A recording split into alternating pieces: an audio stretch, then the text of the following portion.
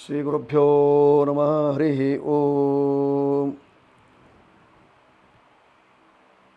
ಆತ್ಮೀಯ ವೀಕ್ಷಕರೇ, ನಮ್ಮ ಮನೆಯಲ್ಲಿ ಸಕಲ ದೋಷವನ್ನು ಪರಿಹಾರ ಮಾಡಿ ಧನಪ್ರಾಪ್ತಿಗೆ, ಸುಖಪ್ರಾಪ್ತಿಗೆ, ನೆಮ್ಮದಿಗೆ ಬೇಕಾಗಿರತಕ್ಕಂಥದ್ದು ದಿವ್ಯ ರಕ್ಷಾ ಕವಚ. ಈ ದಿವ್ಯ ರಕ್ಷಾ ಕವಚ ಅಂದರೆ ಏನು, ಇದು ಎಲ್ಲಿ ಸಿಗ್ತದೆ, ಇದರಲ್ಲಿಯ ಮಹಿಮೆ ಏನು ಹೇಳುವಂಥದ್ದನ್ನು ನಾವು ತಿಳಿದುಕೊಳ್ಬೇಕು. ನೋಡಿ, ಉದಾಹರಣೆಗೆ ನೀವು ಕರಂಗುಲಿ ಮಾಲೆಯನ್ನು ಧಾರಣೆ ಮಾಡ್ತೀರಿ. ಈ ಕರಂಗುಲಿ ಮಾಲೆಯನ್ನು ಧಾರಣೆ ಮಾಡಿದಾಗ ಮನುಷ್ಯನಿಗೆ ದೃಷ್ಟಿದೋಷ ಪರಿಹಾರವಾಗ್ತದೆ, ಶಾಪದೋಷ ನಿವಾರಣೆಯಾಗ್ತದೆ, ಮಂತ್ರ ಮಾಟಾದಿಗಳು ಕಡಿಮೆ ಆಗ್ತದೆ. ಪರಿಹಾರ ಅಂತಲ್ಲ, ಕಡಿಮೆ ಆಗ್ತದೆ. ಇದನ್ನು ನಾವು ಕತ್ತಿಗೆ ಹಾಕ್ಕೊಳ್ತೇವೆ.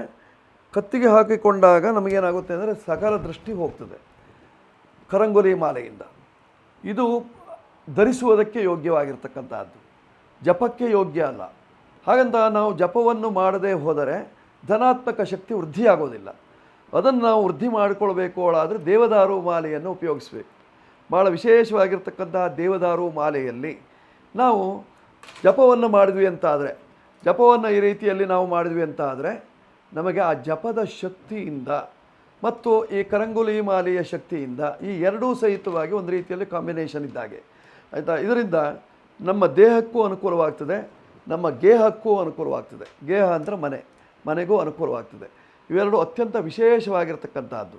ಇದು ಮನುಷ್ಯನ ಜೀವನದಲ್ಲಿ ಬರತಕ್ಕಂಥದ್ದು. ದಿವ್ಯ ಭವ್ಯ ಕವಚದಲ್ಲಿ ಇದೆರಡೂ ಇರ್ತದೆ. ಜೊತೆಯಲ್ಲಿ ಟೈಗರ್ ಲಕ್ಷ್ಮೀ ಶಂಖ ಇದೂ ಸಹಿತವಾಗಿರ್ತದೆ. ಇದು ಮನೆಯಲ್ಲಿರ್ತಕ್ಕಂತಹ ಋಣಾತ್ಮಕ ಶಕ್ತಿಯನ್ನು ತನ್ನ ಭೋರ್ಗರಿತದ ಮೂಲಕವಾಗಿ ಹೋಗಲಾಡಿಸ್ತದೆ ಪ್ರತಿನಿತ್ಯವೂ ಸಹಿತವಾಗಿ. ಇದನ್ನು ಪೂಜಿಸಬೇಕು ಅಂತಿಲ್ಲ, ಇದನ್ನು ತೊಳೆಯಬೇಕು ಅಂತಿಲ್ಲ. ಇದನ್ನು ಹಾಗೆಯೇ ಈ ರೀತಿಯಲ್ಲಿ ಇಡುವುದರಿಂದ, ಅರ್ಥಾತ್ ಇದು ನಿಮ್ಮ ಮನೆಯ ದ್ವಾರವನ್ನು ನೋಡ್ತಾ ಇದ್ದಾಗ ದ್ವಾರದಿಂದ ಬರುವಂತಹ ಎಲ್ಲ ಧನಾತ್ಮಕವನ್ನು ಎಳೀತದೆ, ಋಣಾತ್ಮಕವನ್ನು ಹೋಗಲಾಡಿಸ್ತದೆ ಇದನ್ನು ಇಟ್ಟುಕೊಳ್ಳುವುದರಿಂದ. ಜೊತೆಯಲ್ಲಿ ಮೇಧಾಧನ ವಿಶೇಷವಾಗಿರ್ತಕ್ಕಂತಹ ಮರ್ಚ್ಮಣಿ ಸಹಿತವಾಗಿರತಕ್ಕಂತಹ ಮೇಧಾಧನ ಬ್ರಾಸ್ಲೈಟನ್ನು ಧರಿಸುವುದರಿಂದ ಕಷ್ಟ ನಿವಾರಣೆ ಆಗ್ತದೆ. ಇವೆಲ್ಲವೂ ಸಹಿತವಾಗಿ ದಿವ್ಯವಾದಂತಹ ಭವ್ಯವಾದಂತಹ ಕವಚದಲ್ಲಿ ಇರ್ತದೆ. ಆದ್ದರಿಂದ ಇದೆಲ್ಲವೂ ಒಂದೇ ಗುಂಪು. ಇದನ್ನು ಮನೆಯಲ್ಲಿಟ್ಟುಕೊಂಡಾಗ ನಿಮ್ಮ ಕಷ್ಟ ಎಲ್ಲ ಪರಿಹಾರವಾಗಿ ಸುಖ ನೆಮ್ಮದಿ. ಆದ್ದರಿಂದ ನಿಮ್ಮ ಮನೆಯಲ್ಲೂ ಒಂದು ದಿವ್ಯವಾಗಿರತಕ್ಕಂತಹ ರಕ್ಷಾ ಕವಚ, ದಿವ್ಯ ರಕ್ಷಾ ಕವಚ ಇರಲಿ. ಶುಭವಾಗುತ್ತೆ.